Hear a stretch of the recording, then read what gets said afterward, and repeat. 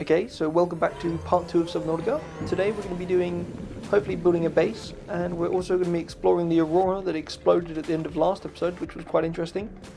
So that's the plan.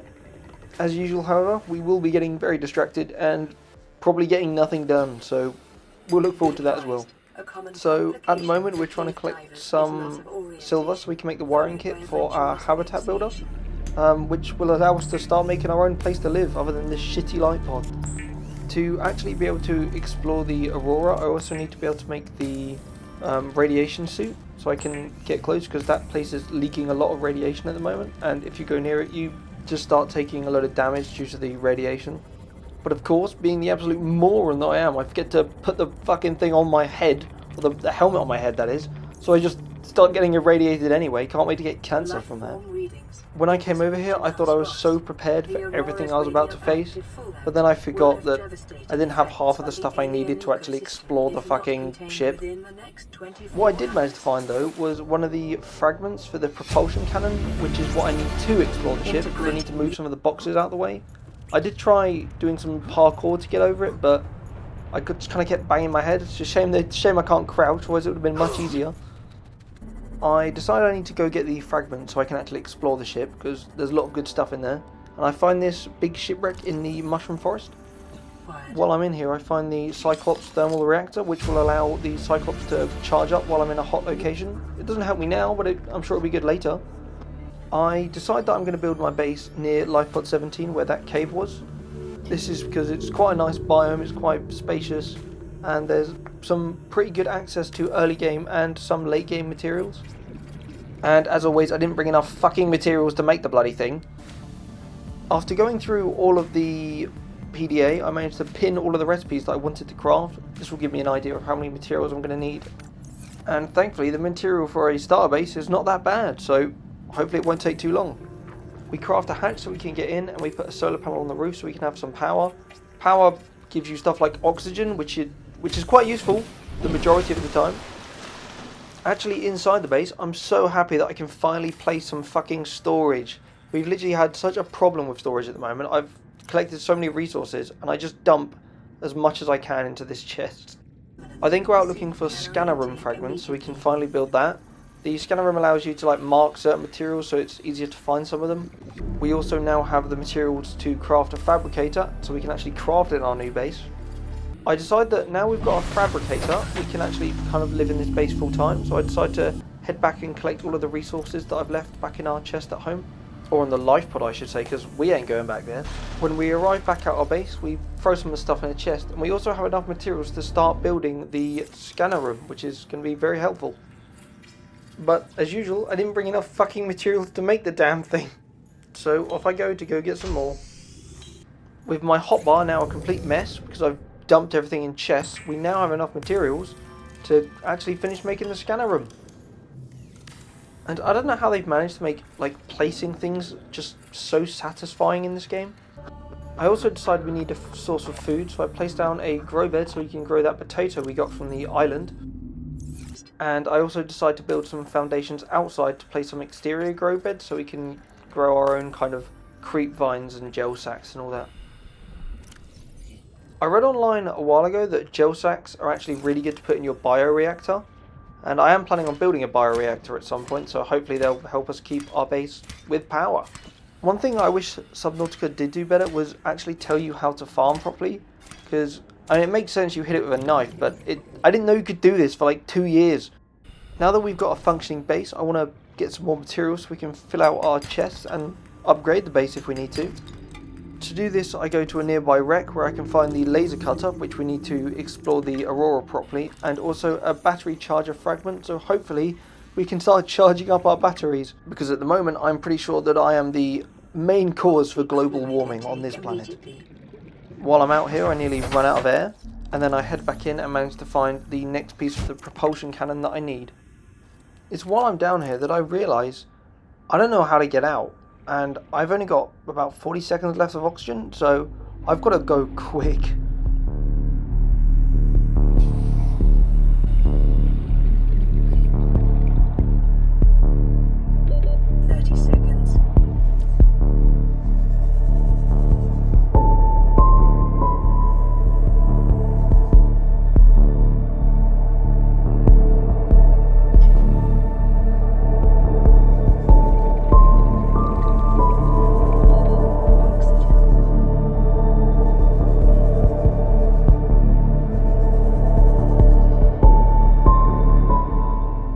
after only just making it back to our submarine, I decided that that was enough for that, and I am going to just farm some potatoes because I was stressed.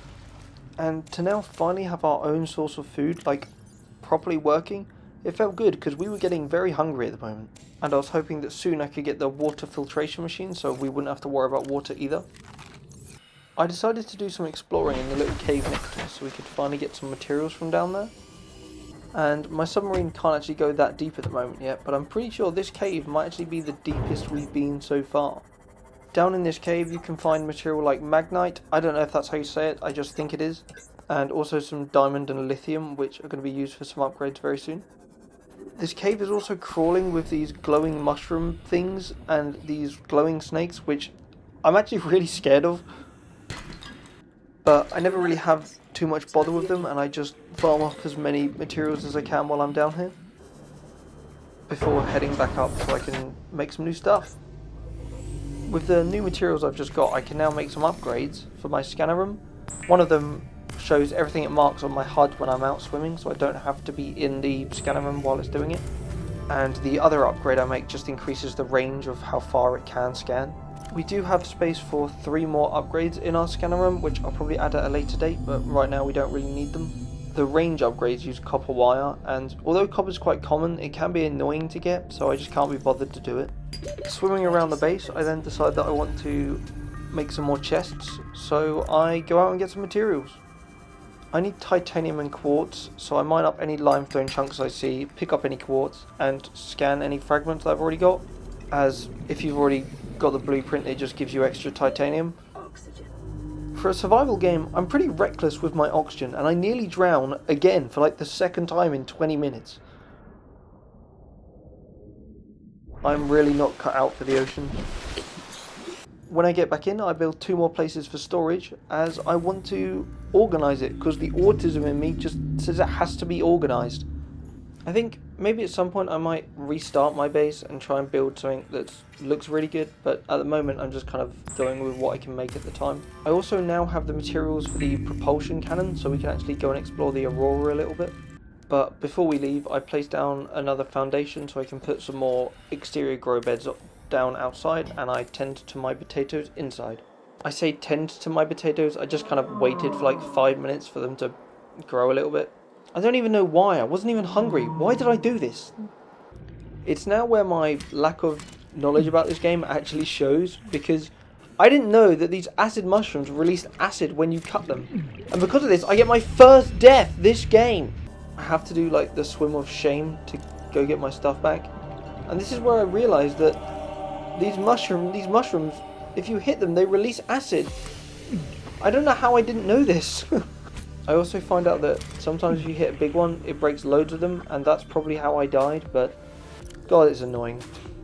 I then plant these bloody mushrooms in my base, where I'll probably die to them again. Now that I've got enough materials to make the laser cutter, I decide it's time to head to the Aurora, this time well prepared.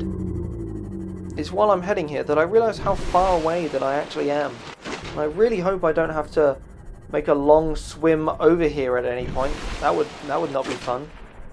When I get here, I use the propulsion cannon to move the boxes and debris out of the way so I can get into the ship. After using a fire extinguisher to put out the fire blocking this doorway, we were able to explore the inside of the ship and see what it had for us. Of course, I had to set myself on fire a few times because, you know, why wouldn't you? When we got inside, I managed to find this databank entry which gave me the code to get into the lab. That's another thing, this game doesn't really tell you, I don't think, but if you look at your PDA, a lot of the time you get locations for different bases and stuff that you can go into. I also find typing in the code kind of awkward to do underwater because you like moving up and down, but you know, it's not that bad. When I finally make it in, I get a databank entry and a bottle of water, so I'm glad I didn't waste my time there. After we finish cutting open this door using our laser cutter, we can explore deeper into the ship. You're able to get a blueprint for an exosuit further on, so we're hoping to get that very soon. And I really wish I had been looking at my health, because I go through this door and then I decide to go back through the door for no reason and immediately die. I've cut the footage, but it took me nearly 3 minutes to swim all the way back here, so that was fun. Thankfully, when I got back, I was able to collect all my stuff as it fallen just next to where I died. After exploring the ship a bit more, I was able to find all 4 parts of the prawn suit. So hopefully we can craft that pretty soon as well. I then decided I was going to explore some of the cabins to see if there was any food I could salvage from there. There's normally quite a lot of leftover like food and water here. Extinguish some fire, scan a bed, fire, PDA, fire, fire! There's so much fire everywhere! Oh, but can't forget this little shelf that I scanned. To explore the ship a bit more, I had to use my repair tool on this door so I could get in. Of course, through this door I just found more fire, but it didn't take me too long to put it out before I found the Aurora's drive core. The drive core is what was emitting all of the radiation, so if I can fix this, the radiation will go away. To fix the radiation leak, you just have to use your repair tool on these kind of electricity sparking things, and there's 10 in total.